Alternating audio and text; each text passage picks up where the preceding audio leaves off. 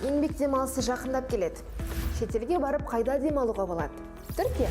Мүмкін түрік актерлерін Юсуф пен Бурак көріп алатын шығармын. Немесе Дубай жағажайда жатып демалғанға не жетсін?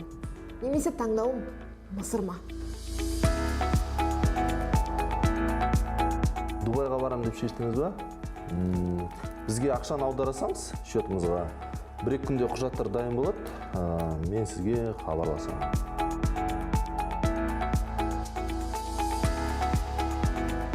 Жабық, тұтқасын көтермейді. Туристік компанияны таңдаудың маңызы бар екенін ұмытпаған жөн. Себебі ойыңыздағыда демалысты өткізу үшін сенімді әрі жауапты компанияға жетемес пе?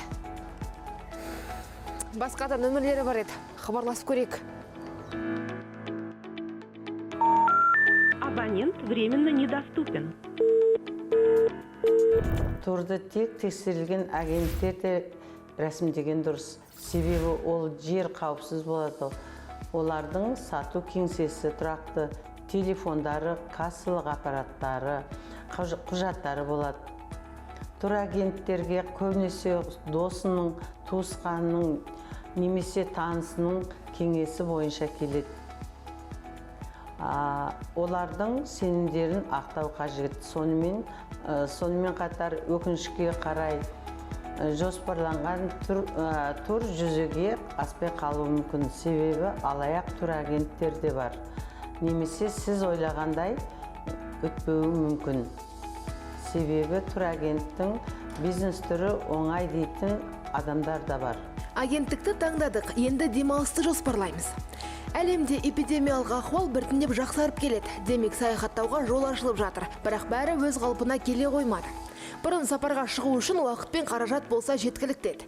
Еңбек демалысын алатын кезде жоспарлап, буынып, түйініп дайын отыратынбыз. Ал пандемияға байланысты жоспарлау қиын. Бірнеше ай бұрын, тіпті жарты жыл бұрын арзанға билет алып қою деген сияқты нұсқалар қазір жүзеге аспайды. Себебі шекара жабылып қалуы немесе коронавирусқа шалдығып, тест сынамасы оң болып қалу ықтималдығы бар. Дегенмен бізге тиесілі демалыстан қалай бас тартамыз? Сіз көрермен қайда саяхаттауды жөн көресіз? Кез келген турист үшін демалыс уақыты жаз. Демалыс үшін көптеген мемлекет бар. Онда туристің таңдауы маңызды. Егер жағажайда жатып тегін қамтамасыз еткенін қаласаңыз, онда Турция, Египет, Мальдив аралдары, Дубай. Ал егер турист экскурсиялық турды қаласа, онда Грузия, Греция, Черногория, Европа елдері. Европа бойынша турлардың бағдарламасы өте қызық. Музейлерді араласаңыз түрлі жерлерге баруға болады. Ал енді әрине романтикалық тур қажет десеңіз, онда Мальдив аралдары, Сейшел аралдары, Доминикана республикасы.